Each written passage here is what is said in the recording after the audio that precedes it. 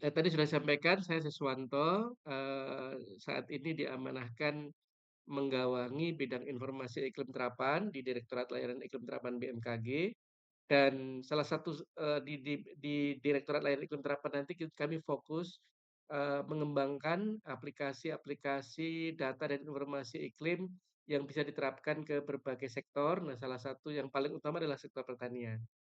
Bapak Ibu sekalian, nah kita dihadapkan pada masa di mana era musim yang bisa diprediksi itu sudah berakhir gitu ya. Dulu petani-petani kita, mbah-mbah saya, bapak-bapak saya dulu itu zaman saya masih SD ya, itu selalu mengandalkan Pranoto Mongso gitu ya. Kalender tradisional yang petani itu setiap bulan hujannya banyak, maka ketika itu berawal, maka mereka bersegera menanam padi begitu ya di sawah. Demikian juga ketika memasuki bulan Mei atau Juni itu kalau di daerah saya di Jawa Timur itu masyarakat lokalnya menanam tembakau begitu ya, karena musim kemarau. Tetapi di beberapa kejadian misalnya kemarau di tahun 2020, kemudian 2010, para petani mengeluh karena musim kemarau kok, eee, apa istilah orang Jawa bilangnya, apa, jemek. Jemek itu apa namanya, basah begitu ya, hujan mulu padahal musim kemarau. Demikian juga tahun lalu ya 2025 juga sama ya. Nah, itu sesuatu yang dulunya kita percayai siklusnya turun-temurun, instingnya petani itu kalau, bulan itu diakhiri dengan maka itu adalah musim penghujan. Nah, padahal pernah juga kejadian di tahun 2015, ternyata musim penghujannya justru kering begitu kan ya. Nah, selain itu, kita berada pada era yang oleh Sekjen PBB itu tidak lagi dikatakan perubahan iklim, tidak lagi pemanasan global, tetapi bahkan pendidikan global. Tidak lagi global warming, tetapi global boiling gitu ya. Karena suhu, permukaan bumi secara global semakin memanas, di Indonesia saja rata-rata se-Indonesia tahun 2024 itu 27,5 derajat Celcius ya, serata-rata ya. Ini bukan, "Ah, itu kan masih nyaman suhu ruang." Bukan, itu rata-rata seluruh wilayah Indonesia. Nanti ada tempat-tempat yang lebih panas secara rata-rata, walaupun juga ada tempat-tempat yang lebih dingin gitu ya. Jadi perubahan iklim itu tidak lagi dia mengancam di masa depan, dia sudah hadir di depan pintu rumah-rumah kita. Ini sistem cuaca dan iklim yang dinamis, ini bisa mendisrupsi rantai pangan pasokan nasional begitu ya. Bapak Ibu sekalian, ini yang tadi saya katakan tradisi dan insting. Dulu petani percaya cuaca stabil, bergantian secara periodik begitu ya. Makanya dulu ini yang digunakan untuk memandu waktu tanam dari generasi ke generasi. Tetapi saat ini, misalkan tadi saya ceritakan di tahun 2020, 2010 itu ada kejadian La Nina, kemudian di tahun 2015, 2023 ada kejadian El Nino, dan kemarin Pak Kepala Badan, BMKG itu menyampaikan bahwa ada potensi, El Nino, moderate dan bisa, mudah-mudahan nggak jadi kuat gitu ya, itu di pertengahan tahun 2026 ini. Ada potensi berkembangnya El Nino di Samudra Pasifik yang dampaknya biasanya adalah semakin memperparah, musim kemarau kita ya, menjadi lebih panjang dan menjadi lebih lebih kering begitu dari biasanya. Nah, pada kejadian anomali ekstrim itu, beberapa wilayah bahkan telah mengalami, kalau ini secara total Indonesia, ya kalau akumulasi 870 hektar ya. Itu apa, luas pertanaman padi rusak akibat kekeringan, ya. Bahkan, itu dalam satu siklus anomali begitu ya. Oleh karena itulah, eee, ke keamanan pangan masa depan itu membutuhkan, apa namanya, aktivitas pertanian yang presisi di lapangan sehingga risiko-risiko kerugian-kerugian dan juga kejadian pusuh dan gagal panen itu bisa bisa terhindarkan atau tidak terjadi atau paling tidak dikurangi, apa namanya, besarnya kerugiannya gitu ya. Nah, jadi biasanya kalau tadi El Nino, ketika tahun El Nino musim kemaraunya menjadi bertambah panjang, musim penghujannya hujannya berkurang begitu ya. penurunan hujan drastis. Kalau kita hitung, dari 1 Januari sampai 31 Desember, akumulasi curah hujan yang totalnya turun di suatu wilayah itu akan mengalami penurunan, jumlah secara drastis. Kemudian dari situ juga banyak, karena kekurangan, hujan dan juga ketersediaan air tanah yang menyusut, menyusut pula lahan produktif sawah. Kemudian juga, ada beberapa jenis hama yang dia itu bisa menyerang, lebih mudah menyerang pada saat kondisi kering dan, itu menyebabkan risiko puso atau gagal panen menjadi, berlipat-lipat. Demikian sebaliknya ketika misalkan, kita dihadapkan pada tahun La Nina atau tahun, kemarau nyemek atau tahun basah begitu ya, itu, tidak hanya musim hujan yang banyak hujannya, lebih-lebih di musim hujan, di musim peralihan dan musim kemarau juga beberapa lokasi, mengalami peningkatan curah hujan yang cukup signifikan. Nah, itu mengakibatkan mundurnya musim tanam, pada periode kedua, kemudian juga biasanya banjir juga menyebabkan kerusakan infrastruktur irigasi, yang kemudian berdampak pada tahun-tahun selanjutnya di wilayah tersebut ya, karena, irigasinya menjadi terganggu gitu ya. Kemudian gagal tanam akibat kelembapan ekstrim, biasanya ini, penyakit-penyakit jamur itu, yang, menyerang tanaman lebih mudah tumbuh pada saat kondisi yang kelembapannya tinggi. Nah, itu sebabnya kalender tradisional yang tadi Pranoto Mokso itu mungkin pada era kita kali ini yang sudah, dibuktikan oleh para petani lebih banyak melesetnya, artinya tidak lagi, periode tradisional itu bisa dimanfaatkan, tetapi perlu ada informasi, yang terkini, kemudian cepat, kemudian presisi, akurat begitu ya, yang harus sampai kepada petani untuk memandu, dan juga mengantisipasi risiko-risiko yang bisa menyebabkan, kerugian, di sektor pertanian. Bapak Ibu sekalian, ini adalah rantai dampak sistemik dari defisit air hingga gagal panen. Biasanya kalau defisit curah hujan itu kalau kejadian El Nino bisa menyebabkan 55% jumlah curah hujan itu berkurang ya atau menyusut dari kondisi normalnya.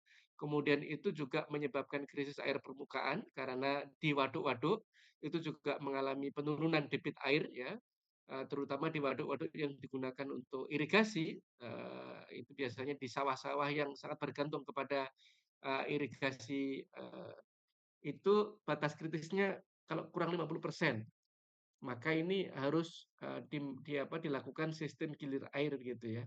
Kemudian juga selain, ketersediaan air yang berkurang baik di, reservoir, di waduk ataupun di sungai-sungai atau irigasi, demikian juga, air di bawah permukaan tanah, ini yang ketersediaan air tanah disebutnya ya, ini juga sangat berimbas kepada, hidup dan tumbuhnya tanaman, karena tanaman ini kan akarnya perlu, menghisap air dari bawah permukaan ya. Ketika dia semakin deplesi atau semakin turun, muka air bawah permukaan tanahnya itu menyebabkan akar tidak mampu menjangkau, air lagi, tidak mendapatkan air sehingga tanaman mudah cepat mati.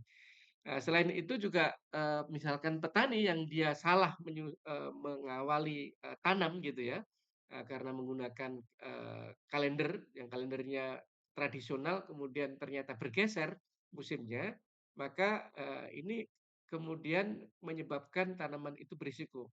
Tanaman yang baru ditanam ya, benih biasanya, setelah habis benih itu, dia akan kehilangan fase-fase vegetasi dan generatif yang menyebabkan tanaman menjadi kritis. Kemudian juga, kondisi kering itu juga bisa menyebabkan ledakan hama penyakit yang spesifik, kemudian, eee, tanaman itu bisa mati secara massal, karena, terutama pada tanaman-tanaman yang rakus terhadap, air, misalnya padi gitu ya.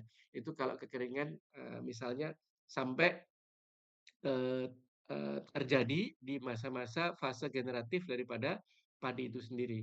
Di tahun-tahun El Nino, secara historis ya 2015, 2007, 97, 98, kemudian, 2019, 2023, ya itu secara, rata-rata pada saat kejadian El Nino itu berdampak memangkas produksi pangan nasional rata-rata, 3,6% ya, 3,06% ya setiap kejadian gitu ya. Nah, kemudian kenapa, eee, apa, puso itu kemudian bisa terjadi, ini misalkan ketika terjadi krisis, air tanah pada tahun 2015 dan juga tahun 2023 ya, 2015 itu kejadian El Nino kuat ya, jadi kejadian El Nino kuat itu yang paling kuat di Indonesia pernah terjadi 2 kali, maksudnya ini yang kuatnya kuat benar-benar, disebutnya sampai Godzilla ya, mungkin kalau apa, Godzilla pernah nonton film Godzilla itu kan itu ya makhluk monster raksasa begitu ya. Nah demikian juga bagi sektor pertanian, El Nino ini juga kayak Godzilla begitu. Nah tahun 2015 itu 250.000 hektar lahan hancur gitu ya. Disebabkan oleh, kekeringan yang intens dan juga, kekeringan yang panjang ketika itu.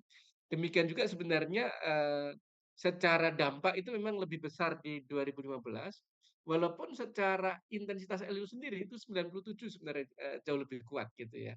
Demikian juga 2023 itu dampaknya luas, besar, tetapi sebenarnya El Nino-nya tidak begitu, kuat ya ketika itu, El Nino-nya moderate gitu di tahun 2023. Nah ini menarik, kenapa kemudian, eee, pertanian kita itu sangat rentan sekali pada, era-era akhir ini gitu ya, walaupun El Nino-nya tidak sekuat 97 2015 gitu, seperti itu. Nah, jadi kalau kita lihat di bulan Maret biasanya ketersediaan air untuk tanaman itu masih cukup, tinggi gitu ya. Ini di bulan Maret itu karena merupakan, akhir musim hujan ya di beberapa wilayah secara umum di Indonesia, kemudian dia, mengalami penurunan curah hujan sehingga ketersediaan air, untuk tanaman ya, air air tanah untuk tanaman itu juga, menurun seiring dengan berkurangnya curah hujan. Nah itu di awal musim kemarau yang maju gitu ya, yang maju, itu menyebabkan tanaman yang sebenarnya pada masa-masa ini itu masih misalnya belum sampai kepada usia panen gitu ya, masih pada pertumbuhan-pertumbuhan akhir gitu ya, itu menjadi terganggu pertumbuhannya, ya. Kemudian juga di puncak kekeringan di bulan, Agustus misalkan ya, itu, padahal dari sisi tanaman itu membutuhkan, butuh air maksimal gitu, fase generatif tanaman gitu ya. Akibatnya ketika puncak kekeringan ekstrim itu, sampai airnya ketersediaan airnya itu sangat turun drastis gitu ya, maka ketika, kondisi yang sama sebenarnya tanaman, itu membutuhkan air maksimal, tidak terpenuhi kebutuhannya, sehingga ini menjadi kematian tanaman permanen yang menyebabkan, kritis puso gitu ya. Di sinilah yang tanda merah ini adalah sebagai zona kritis puso. Jadi kalau petani itu menunggu tanam di bulan Mei, Juni gitu ya, jadi di sini keterlambatan gitu ya, bahkan dia memanen yang awalnya itu apa namanya, menunggu nanam ya, menunggu nanam, di bulan Mei, Juni, artinya terlambat nanam gitu ya, maka, fase kritis pembentukan bulir itu, terjadi pada saat defisit air absolut, itu pada kondisi ini, begitu. Kemudian, nah ini, tidak hanya tanaman sebenarnya yang terdampak, tetapi juga rantai, supply and chain terhadap, inflasi, kemudian, pasca panen, kemudian ketersediaan pangan ya, itu juga terganggu. Misalkan tadi contohnya di tahun 2015 ini 250 lebih hektar, rusak gitu ya, terjadi puso. Kemudian inflasi itu juga mengikuti sampai sekitar, 7 sampai 8% gitu ya itu ya, 7,5%.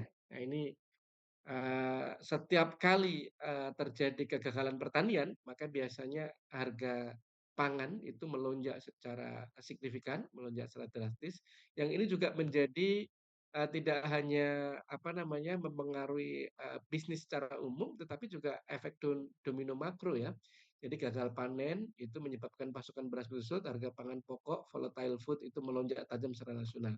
Dan itu juga kemudian pada tahun berikutnya atau pada tahun tersebut juga sebenarnya itu menyebabkan beban finansial petani ya untuk mompa air tadi, untuk menjaga supaya tanamnya tetap survive gitu ya di tengah defisit, air di di bulan puncak musim kemarau tadi ya. Itu kan petani pasti perlu mengusahakan air kan dengan memompa air, kemudian kalau di Jawa itu ada sumur bor segala macam itu. Tentu itu biaya operasional sangat tinggi, ya. Padahal pada saat itu, ketersediaan air tanah untuk tanaman itu depletion-nya luar biasa dan kematian tanaman, justru semakin, meninggi gitu. Nah, itu yang menyebabkan, kemudian ini menjadi efek domino makro. Nah, ini kemudian rata-rata, mirip juga di Jawa Barat saja ini, di Jawa Barat saja itu lebih dari 1.000 hektar ya. Pada saat periode 89 sampai 2012 yang terkena ya rata-rata luas sawah yang terkena banjir ya. Ini kalau yang paling nggak tahu ini Jawa Barat ini juara ini. Demikian juga di kekeringan ya, tidak hanya di waktu, tahun-tahun basah tetapi juga di kekeringan gitu ya, yang terdampak, banjir maupun, kekeringan itu memang Jawa Barat sampai kalau yang kekeringan lebih dari 20.000 hektar begitu ya. Ini, beberapa data yang bisa kita sajikan bagaimana iklim, anomali iklim itu sangat memiliki dampak yang, luas, dampak yang, besar terhadap, pertanian gitu. Nah, oleh karena itulah maka data dan informasi kaitannya dengan cuaca dan iklim itu sangat penting untuk, ketahanan pertanian berkelanjutan kita ya, termasuk juga ketahanan pangan, nasional dan swasembada berkelanjutan. Maka prediksi itu harus benar-benar dimanfaatkan apa yang menjadi kerja keras kami di BMKG untuk menghasilkan prediksi yang, presisi dan akurat itu bisa ditindaklanjuti di sektor pertanian, dan memandu jalannya aktivitas pertanian itu sehingga apa-apa yang tadi kita khawatirkan, menimbulkan apa namanya, gagal panen dan seterusnya, sampai berdampak secara ekonomi, bahkan sosial gitu bisa diantisipasi. Nah, oleh karena itulah di BMKG kami memiliki prediksi iklim, pemantauan El Nino, La Nina yang disebut dengan ENSO, kemudian sifat hujan, jumlah curah hujan, kemudian risiko agroklimat, untuk tanaman-tanaman tertentu secara real time di BMKG sedang kami usahakan untuk, nanti, bisa apa namanya, menjadi informasi yang memandu aktivitas pertanian bagi Bapak Ibu petani.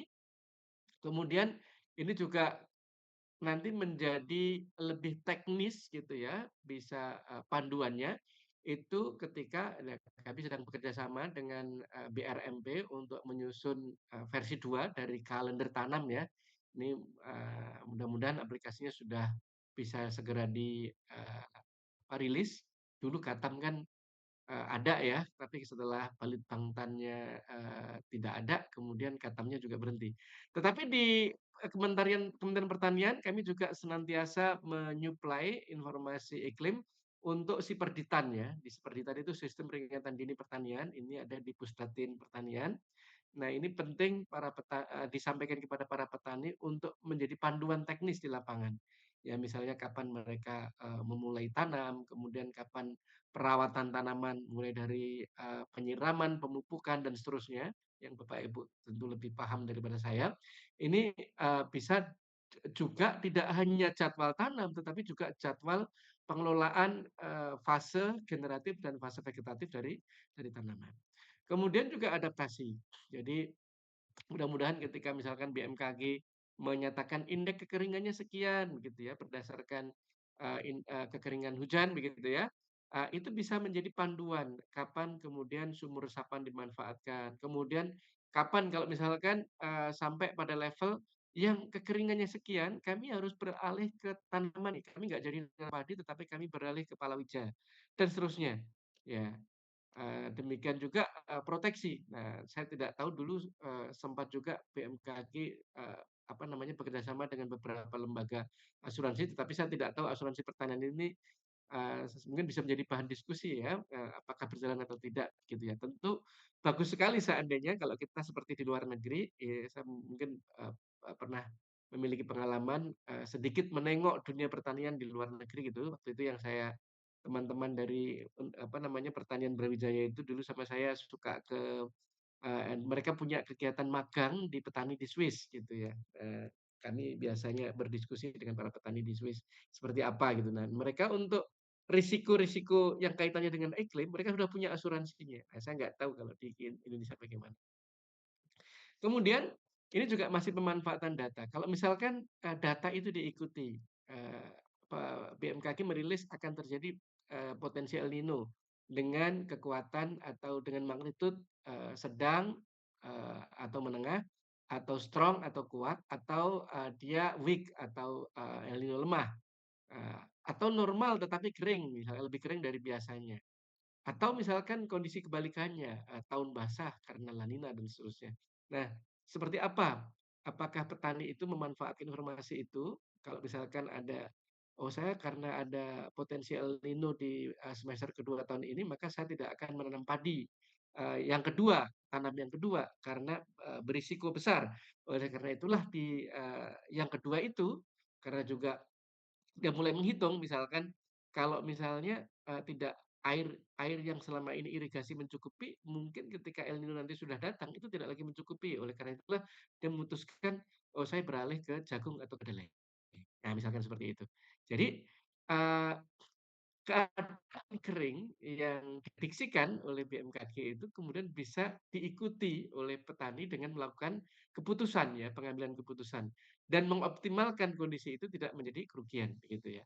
Nah, tapi kalau misalkan data-data dari BMKG itu diabaikan ya, petani tidak mengikuti gitu ya, artinya, kami dicuekin lah gitu ya, kan betapa nelangsanya kami ya, seperti itu. Nah, eee tanam padi misalkan dipaksakan ya, di bulan Mei nanti baru tanam padi begitu ya. Padahal El Nino diprediksikan nanti terjadi di bulan Agustus, September gitu ya misalnya. Maka pada saat padi itu, menjelang panen itu justru, terserang kekeringan hebat misalnya, maka terjadi rugi besar dan seterusnya dan maka petani yang tanggal merubah pola Indonesia dari BMKG itu bisa memaksimalkan, apa yang disebut dengan expected utility of wealth gitu ya, di tengah anomali cuaca yang sedang terjadi. Jadi, justru malah, merubah, potensi kerugian itu menjadi peluang yang menguntungkan gitu ya, karena tanaman padinya atau yang potensi rugi pada tanaman padi itu digantikan oleh keuntungan pada tadi setelah dia, melakukan perubahan, komoditas tanam gitu ya. Nah ini seperti, bedanya antara masa lalu, saat ini, dan kalau seandainya tadi, data BMKG itu dimanfaatkan dengan betul, sehingga ini juga menjadikan kami lebih berbahagia juga. Salah satu kebahagiaan orang beriman itu kan kalau memberikan manfaat yang besar ya kepada, orang lain gitu kan. Nah, kalau kami itu jerih payahnya itu ternyata digunakan secara maksimal oleh para petani, betapa kami juga merasa bahagia, dunia dan akhirat kan begitu ya. Nah, kalau misalnya saat ini dengan teknologi yang dimiliki oleh BMKG, kami itu memiliki hampir 200-an lebih, stasiun cuaca yang berawak ya, ada orangnya, ada pegawainya yang itu terus melakukan analisis dan prediksi begitu. Kemudian ada lebih dari 6.000 bapak-bapak, ibu yang di sawah barangkali pernah melihat itu ada sangkar kotakan gitu yang kemudian di tengahnya ada alat apa kayak corong gitu. Wah, itu buat apa? Itu buat mengukur hujan ya, mengukur hujan. Dan datanya itu misalkan masuk ke sini kemudian dianalisis untuk seluruh Indonesia seperti itu ya. Itu ada sekitar 6.000 lebih walaupun mungkin yang aktif 5.000 sekian begitu ya.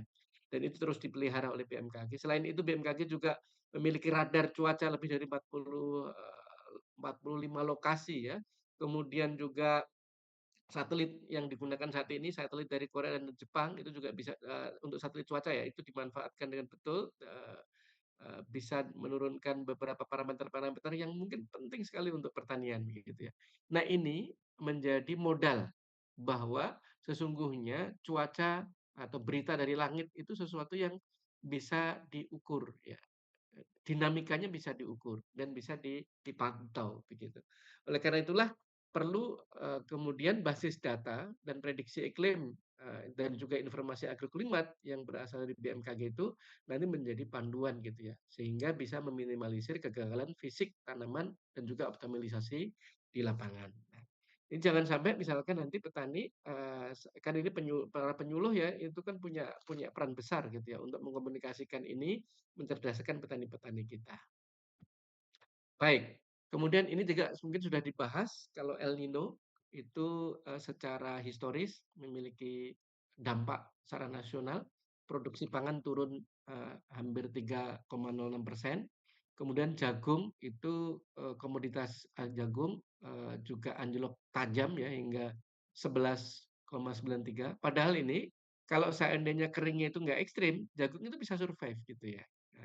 Tapi kalau keringnya ekstrim banget, mungkin jagung juga kolaps juga begitu ya. Kemudian manuver kapan tanam nih. Nah, tunda tanam padi, switch ke tanaman palawija ya, kemudian yang irit atau tanaman-tanaman lain yang irit air begitu ya. Kemudian, cadangan-cadangan air itu digalakkan, yang saat ini masih ada hujan itu di tanda hujan gitu ya, di embung-embung atau di mungkin di apa, kolam-kolam dan seterusnya. Dulu kalau saya punya sawah, mbah saya itu selalu di bagian ujung sawah itu ada kolam. Nah, saya nggak tahu sekarang. Ya, sudah lama jarang lihat sawah juga ini di Jakarta ini ya, mau lihat sawah di mana ya? Kemudian kalau ketika terjadi yang sebaliknya, mungkin tidak perlu kita bahas detail karena tidak akan terjadi di tahun ini begitu ya. Tapi ini terjadi tahun 2025 kemarin, kemudian 3 tahun berturut-turut dari tahun 2021 sampai 2022 ya, 2020 akhir sampai 2022, 2023 awal. Nah itu, La Nina ya, jadi risiko banjir, genangan pada sawah dataran rendah, kemudian peningkatan kelembapan muncul ledakan hama penyakit tanaman. Nah itu manuver kapan tanamnya adalah gunakan padi toleran genangan, misalkan Inpari, kemudian mempercepat panen. Jadi juga memilih komoditas, padi yang dia itu durasi fase vegetatif dan generatifnya itu singkat begitu ya, jadi cepat panen. Karena kalau enggak nanti banjir terus, lokasinya terdampak oleh, hujan-hujan yang besar. Lanjut, nah ini, Bapak Ibu sekalian, di BMKG itu informasi untuk cuaca dan iklimnya. Kalau cuaca itu mulai dari jam-jaman harian ya, jangka pendek. Kalau Bapak Ibu menginstal menginstal apa namanya, aplikasi, mudah-mudahan pada punya ya, info BMKG ini. Kalau kami BMKG wajib punya ya. Masa, yang bikin nggak punya gitu ya. Nanti di sini ada, eee, itu sudah geolocation ya, geotagging, nanti Bapak Ibu di mana HP-nya, di situ lokasinya. Itu sampai misalnya, cuaca hingga gempa terkini, cuaca hingga 7 hari ke depan, nanti tinggal klik kemudian, cuaca gitu ya, atau cuaca. Nanti 7 hari ke depan itu kapan hujan, suhunya berapa, sudah ada, begitu ya. Misalkan ini. Misalkan ini nanti sampai jam-jamnya 7 hari ke depan itu ada. Nah, ini yang jangka pendek. Maka ini bisa dimanfaatkan oleh prediksi jangka pendeknya atau, peringatan dini cuaca ekstrim, harian, kemudian jam-jaman juga nowcasting, prediksi jangka pendek ini bisa digunakan untuk misalnya, eee, menentukan nih para petani, jangan tebar dulu benihnya atau, sekarang nih waktu saatnya yang tepat untuk menebar benih. Kemudian, panen juga sementara dihentikan karena akan ada terjadi begini dalam hitungan beberapa hari ke depan, ya seperti itu. Nah, tapi kemudian untuk jangka panjang atau jangka menengah, ini, kami unit waktunya itu prediksinya dasarian bulanan, eee, itu ada perakiraan hujan dasarian sampai, 1 bulan ke depan ya, itu lokasi Bapak Ibu nanti juga dilihat dari sini gitu ya, di aplikasi, itu berapa hujan milimeter per dasariannya atau milimeter per bulannya gitu. Nah itu ada. Kemudian indeks kekeringan, standardized precipitation index berapa. Kemudian kalender tanam terpadu ini nanti ada, di BRMP atau yang, di Kementan lah ya, tidak di kami. Kemudian ini penting untuk melihat kira-kira, berdasarkan prediksi hujan, BMKG bulan depan itu sepertinya tidak cukup dan di kami juga ada, peta-peta ini ya, ketersediaan air tanah untuk tanaman ya, KATI namanya, ketersediaan air untuk tanaman, itu bisa digunakan untuk, kira-kira kalau memang terjadi defisit air, maka perlu penjadwalan irigasi dan seterusnya. Kemudian juga tadi yang jangka panjang musiman tahunan setidaknya, nanti di tahun ini tadi sudah disampaikan oleh BMKG bahwa, ada potensi El Nino di pertengahan tahun kedua atau di semester kedua ya. Nah itu, eee, nah sekarang juga termasuk sebenarnya banyak sekali, program Kementerian Pertanian, misalkan cetak sawah baru, kemudian luas tambah tanam, itu sebenarnya bisa memanfaatkan data-data BMKG. Misalnya kami punya produk, kesesuaian agroklimat. Kalau mau tambah lahan padi ini yang, kira-kira risikonya aman, kemudian, di situ, iklimnya itu kondusif, optimal untuk tanam padi di mana ya? Seperti itu. Maka kami punya, petanya, seperti itu. Nah, bagaimana, alur dissemination-nya? Biasanya kami, sudah mesin to mesin ya dengan si perditan. kemudian dengan Katam juga, ini dulu Balitbangtan ya saya tulis, sekarang mungkin BRMP ya yang kemudian ini sebenarnya, kita bisa melibatkan swasta juga untuk, di BPSDMP, ada apa namanya, Pusluhtan ya, Pusat Penyuluh Pertanian, punya aplikasi e-Pusluh, gimana informasi-informasi BMKG yang dari sini itu bisa langsung disampaikan, ya ini mungkin sebagai salah satu wadahnya ya webinar ini gitu ya. Nanti juga mungkin, para penyuluh lapangan diperkuat pemahaman iklimnya gitu ya, dengan sekolah lapangan iklim khusus untuk para penyuluh ya saat ini, juga sudah lama dikembangkan oleh BMKG gitu ya. Kemudian juga sebenarnya kita punya panduan bertani ya, Climate Smart Agriculture, pertanian cerdas iklim, dan juga pertanian presisi. Nah, gimana 2 konsep ini nanti mungkin bisa kita diskusikan di kesempatan yang lain, data-data BMKG itu nanti bisa menjadi tulang punggung di dalam konsep pertanian cerdas iklim maupun juga pertanian presisi. Nah, ini, nanti para petani itu tidak lagi meraba-raba atau menduga-duga, tetapi benar-benar dengan mobile phone-nya mereka, dengan smartphone-nya, kan petani aja sekarang sudah pada HP-nya canggih-canggih ya, sudah smart semua, tinggal petaninya udah smart atau belum gitu kan. Itu bisa mengeksekusi informasi itu untuk kegiatan, aktif di lapangan atau di sawah, sehingga nanti, mereka tindakan-tindakan keseharian aktivitas pertaniannya itu berbasis data dan informasi dari BMKG. Sehingga nanti, apa-apa yang menjadi risiko dan juga, potensi ancaman itu secara adaptif bisa dihindari ataupun bisa diantisipasi lebih dini, gitu ya.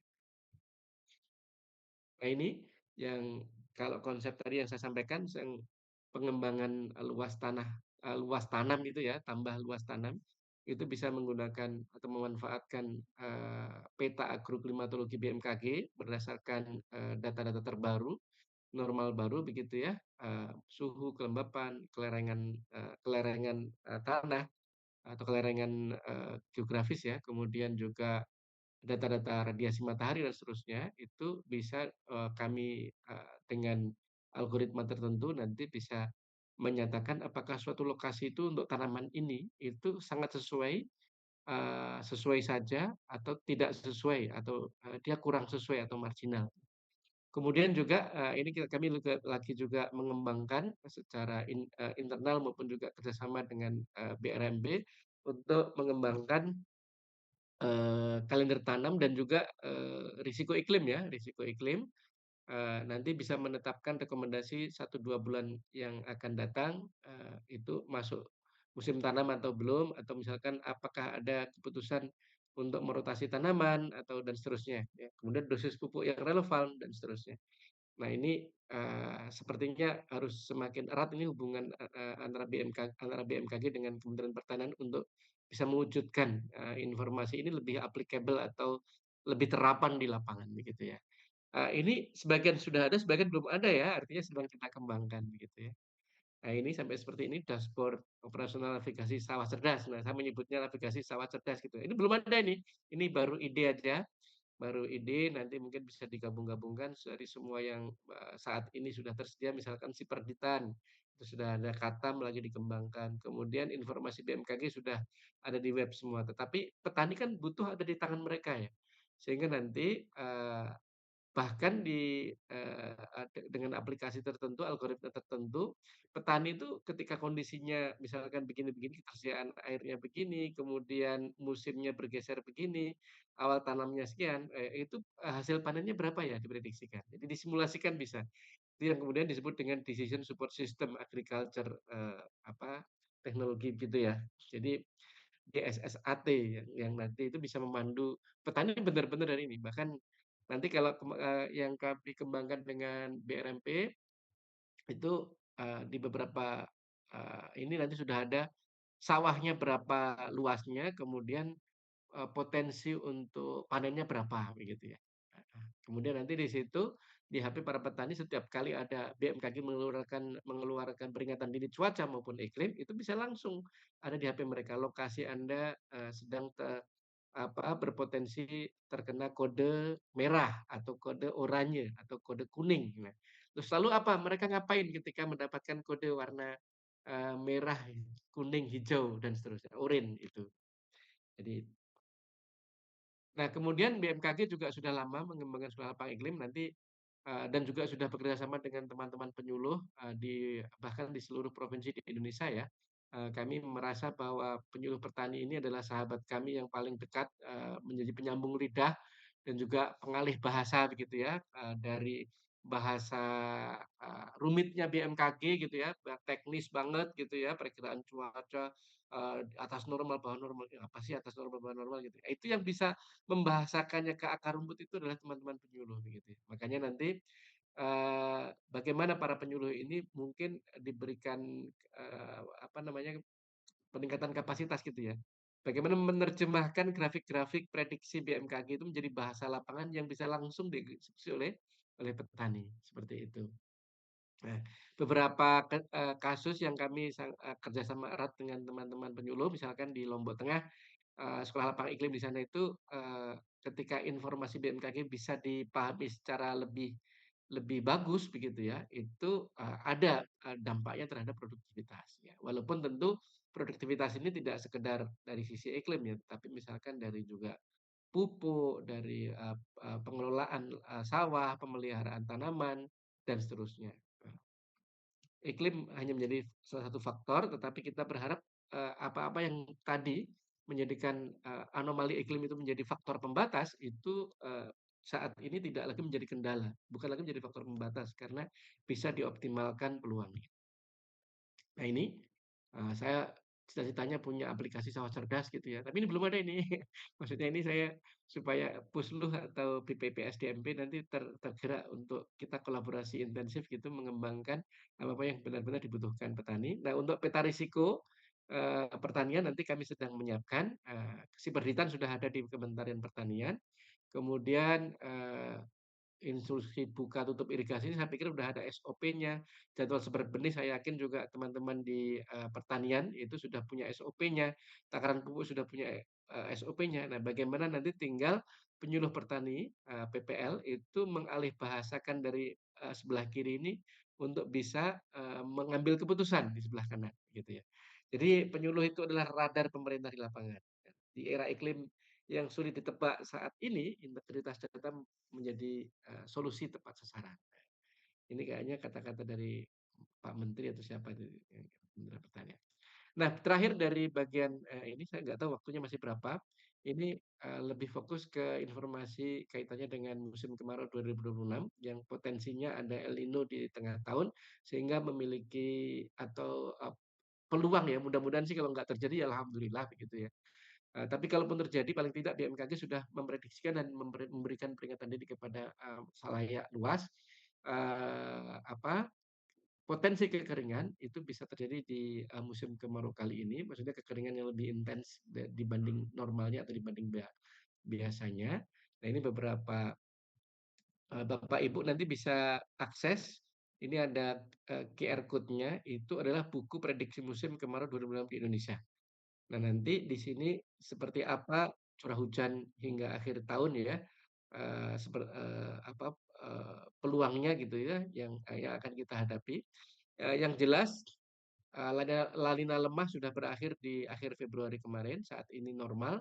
Kemudian, nanti di bulan Juli, Agustus ada peluang hadirnya El Nino dengan kekuatan lemah hingga moderat atau hingga sedang gitu ya, peluangnya masih 50-60%. Nah, biasanya nanti kalau sudah selesai bulan April, kami lebih yakin lagi dengan peringatan, kami karena biasanya model-model iklim akan lebih presisi setelah, musim peralihan ini gitu ya. Nanti kami akan ada update informasinya. Nah, sementara ini yang menjadi prediksi musim kemarau adalah dia akan datang lebih awal ya di sebagian besar wilayah, 46,5% wilayah Indonesia. Itu April, Mei ini sudah memasuki musim kemarau, lebih panjang karena lebih dari 50% wilayah, eee, nanti durasi atau lama musim kemaraunya akan lebih panjang daripada biasanya, dan juga lebih kering dan lebih intens ya, lebih dari 60% itu sifat hujannya berada di bawah normal, artinya hujan di musim kemarau, hujan musim kemarau normalnya kayak apa, sekarang berada di bawahnya lagi, gitu ya. Nah, puncak kemarau diprediksikan sebagian besar wilayah akan, terjadi di bulan Agustus 2026.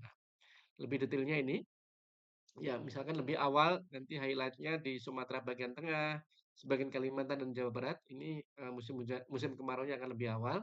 Tadi akan mempengaruhi musim, mengawali tanam ya, awal tanam dari para petani begitu ya. Nah, ini mungkin menjadi, perlu komunikasinya dengan BMKG, antara BMKG dengan Kementerian Pertanian, penyuluh pertanian lebih intensif lagi kaitannya dengan detail.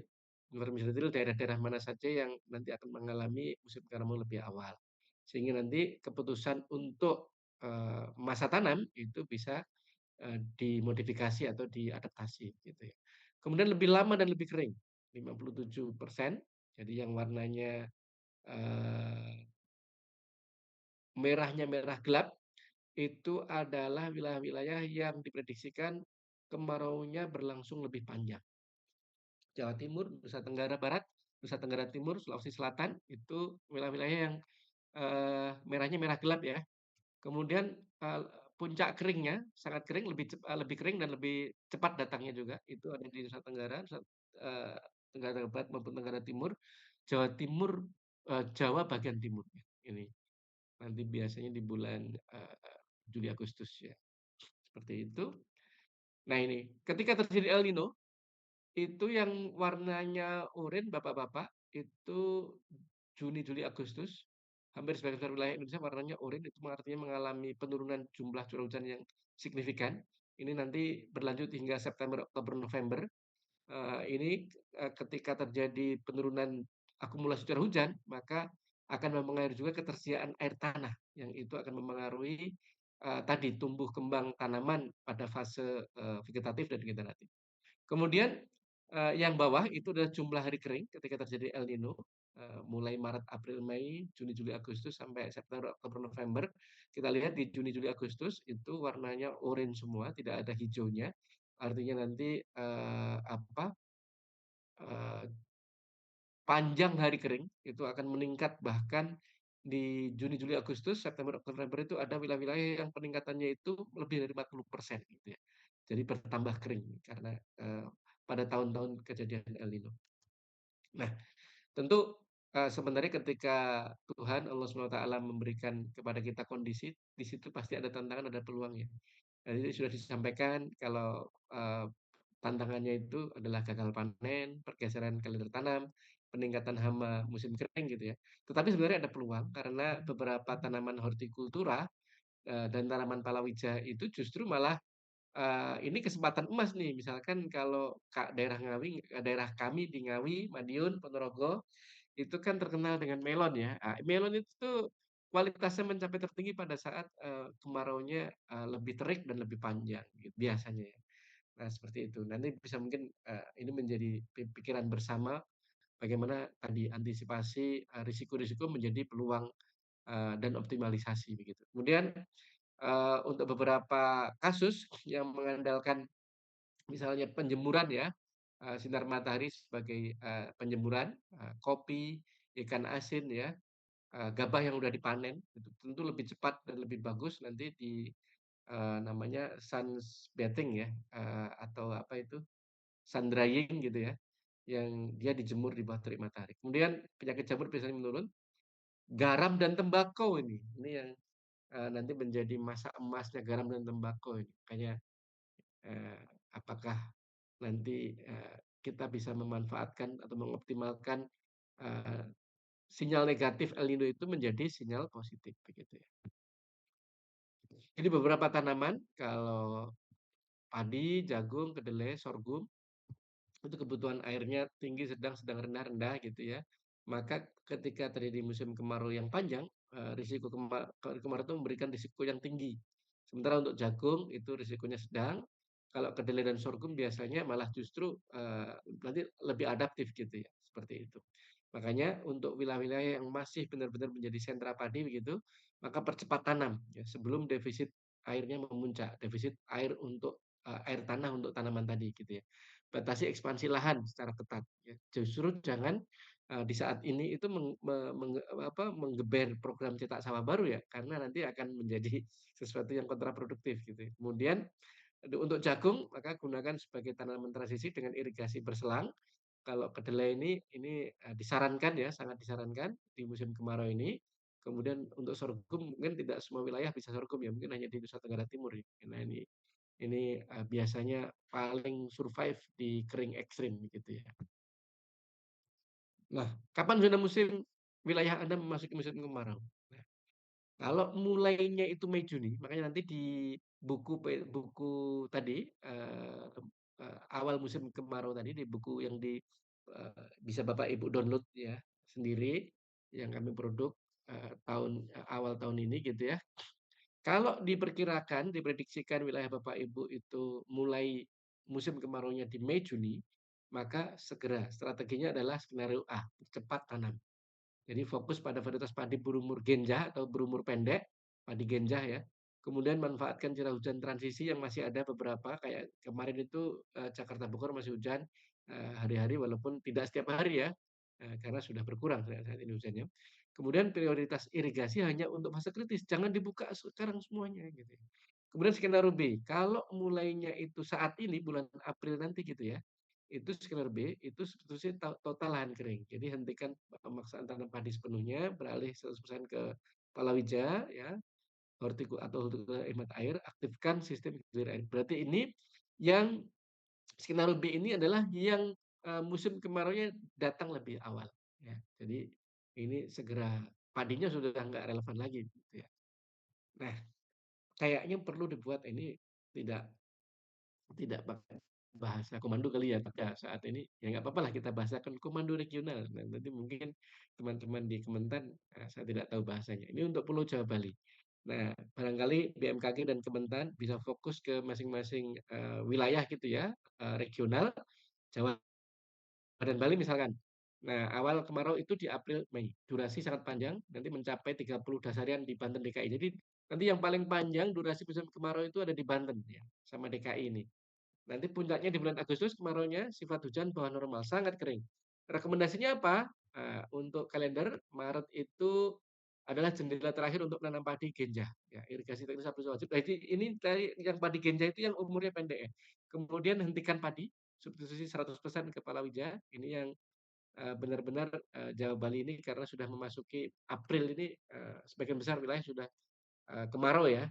Kemudian biarkan lahan bero untuk istirahat. Atau kalau mau mau nanam ya sorghum atau kacang hijau minim air gitu ya di Juni Agustus nanti. Nah, risiko hidrologi dan hambanya itu ada potensi penurunan muka air waduk drastis, mungkin perlu diterapkan sistem gilir air, kemudian ledakan hama penggerek batang pada suhu tinggi ya. Nah, mungkin teman-teman lebih banyak tahu daripada saya. Kemudian untuk komando regional di Nusa Tenggara NTB NTT ini ya. Ini wilayah yang biasanya selalu musim kemarau itu menjadi wilayah yang terkering gitu ya. Jadi masuk kemarau sangat awal, Maret, bahkan di Maret itu sekian zon di Nusa Tenggara Barat, Nusa Tenggara Timur sudah masuk musim kemarau. April nanti sebagian besar sudah masuk musim kemarau. Sifat hujannya tahun ini bawah normal ya.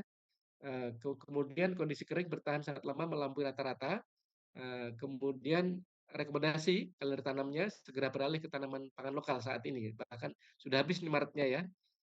Sudah harus kemarin nanamnya sorghum, jagung lokal gitu ya. Kalau April nanti itu fokus pada hortikultura dengan irigasi tetes atau drip irrigation dan juga manajemen pakan ternak. Kalau padi ini sangat tidak direkomendasikan, walaupun misalkan di situ ada bendungan. Ya karena bendungannya pasti nanti terjadi deplesi air, debit air yang luar biasa di pertengahan tahun ya, ketika menuju puncak musim kemarau. Nah, krisis air berskala rumah tangga mungkin akan bersinggungan dan bersaing dengan air irigasi pertanian ya karena tadi pengurangan jumlah air baku juga terjadi disebabkan oleh penurunan jumlah air hujan gitu ya.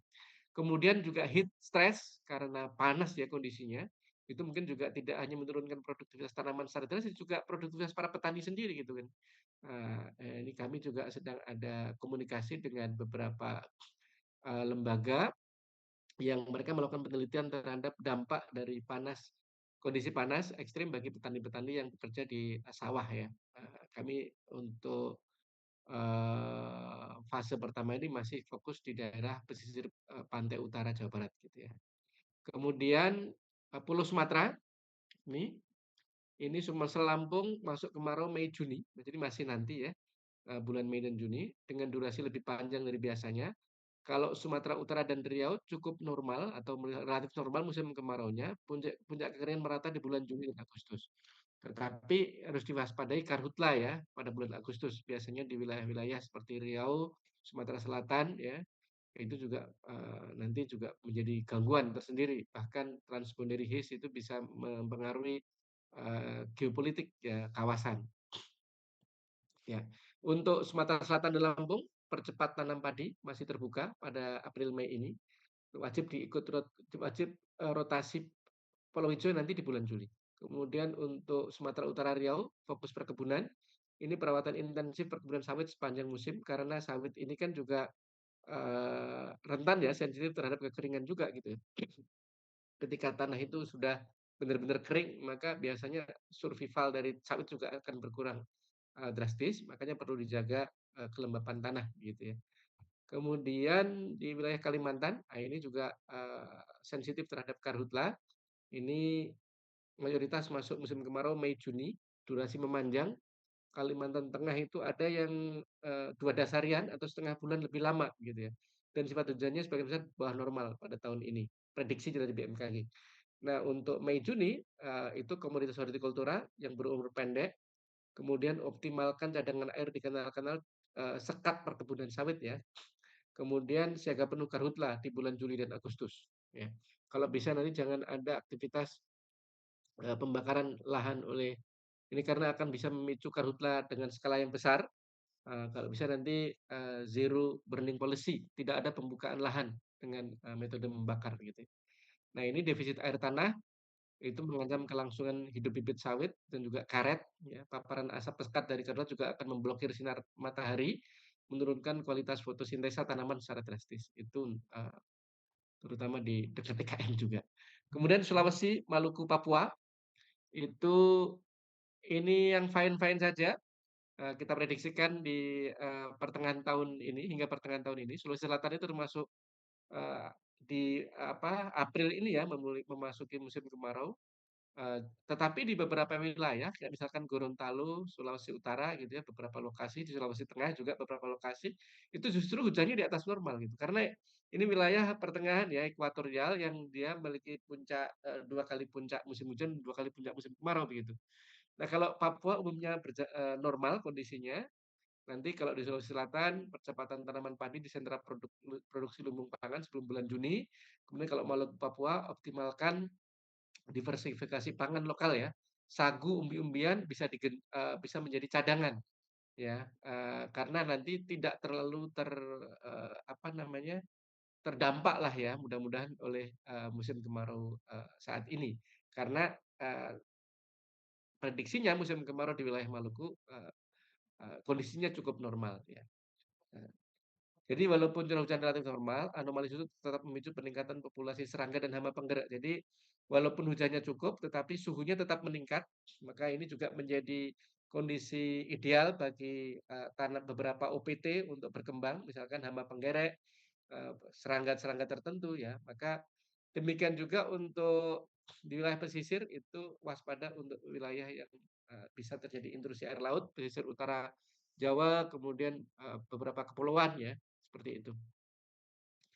Ini tadi sudah disampaikan saya pikir, kemudian ini juga sudah disampaikan beberapa hal ya, yang mungkin bisa terjadi di wilayah-wilayah dekat, pantai gitu, sawah-sawah dekat pantai, intrusi air laut ya. Karena kalau air air asin itu masuk ke aquifer pesisir, itu tanaman nggak akan bisa tumbuh, seperti itu ya. Ya. Nah, biasanya karena kekurangan air, ekstraksi air tanah besar-besaran, nanti menyebabkan intrusi air laut menjadi lebih mudah ke daratan, seperti itu. Baik, saya pikir itu. Nah, ini yang mungkin mimpi-mimpi kita ya, mimpi-mimpi saya lah kaitannya dengan kalau bisa kolam retensi, embung dioptimalkan pembangunannya karena itu untuk memenuhi irigasi juga ya. Kemudian sumur resapan, eee, kemudian irigasi presisi bertenaga surya. Mungkin saya mengandaikan kalau petani-petani kita sudah menjadi modern gitu ya. Jadi irigasinya itu bukan irigasi aliran air, tetapi drip irrigation yang kalau di musim kemarau seperti yang maksimal nanti gitu, itu memanfaatkan, panel-panel surya. Tapi kan mungkin petani kita masih jauh dari itu ya. Kemudian juga, integrasikan data zona musimnya BMKG ke informasi-informasi di zona musim tersebut, karakteristik zona musim tersebut gitu ya, kemudian bagaimana kondisi cuaca beberapa hari ke depan, kemudian kondisi prediksi curah hujan iklim beberapa bulan ke depan, itu menjadi panduan yang dikomunikasikan oleh para penyuluh melalui grup-grup, di setiap wilayah gitu ya. Nanti bisa menjadi diskusi, kalau perlu misalkan libatkan BMKG di, grup-grup tersebut. Saya pikir itu nanti semua paparan maupun informasi iklimnya BMKG bisa diakses dari website kami bmkg.go.id atau juga iklim.bmkg.go.id ya. Nah, barangkali itu yang bisa saya sampaikan. Saya terima kasih, mudah-mudahan bermanfaat. Saya kembalikan kepada Mbak moderator. Assalamualaikum warahmatullahi wabarakatuh.